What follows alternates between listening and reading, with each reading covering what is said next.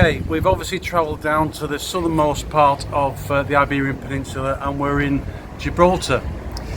The rock behind us was created 200 million years ago. The limestone upheaval flipped on its back to create the distinctive and famous Rock of Gibraltar.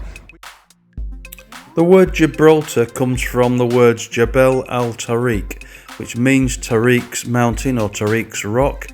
He is the Moorish conqueror that arrived in the year 711, Africa being only 8 miles away. That began a 500-year occupation of southern Spain. That lasted until the year 1462, when the Spanish, Isabel and Ferdinand, finally drove the Moors, back to Africa, back to Morocco. That lasted until 1704, when an Anglo-Dutch army took Gibraltar, and 1713, the Treaty of Utrecht made Gibraltar British, and it's been British ever since. Caves behind, there are bones and relics showing that human existence was here 120,000 years ago. So there's a huge history, fascinating place. I can't think of many other places in the world that are remotely similar. Perhaps Hong Kong, Singapore, one or two other small enclaves, but this really is a unique place. The Spanish fleet came out of Cadiz, were trying to get into the Mediterranean.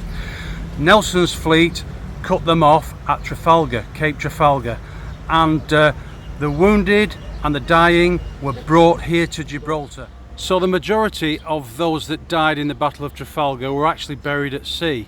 But this graveyard is now called the Trafalgar Cemetery, and there are a couple, Captain Thomas Norman of the Royal Marine Corps and William Foster are buried here. But it's a tribute to those that fell during the Battle of Trafalgar. Of course, Nelson himself was taken back to England. Lovely memorial. We've called at the Rock Hotel Gibraltar for afternoon lunch.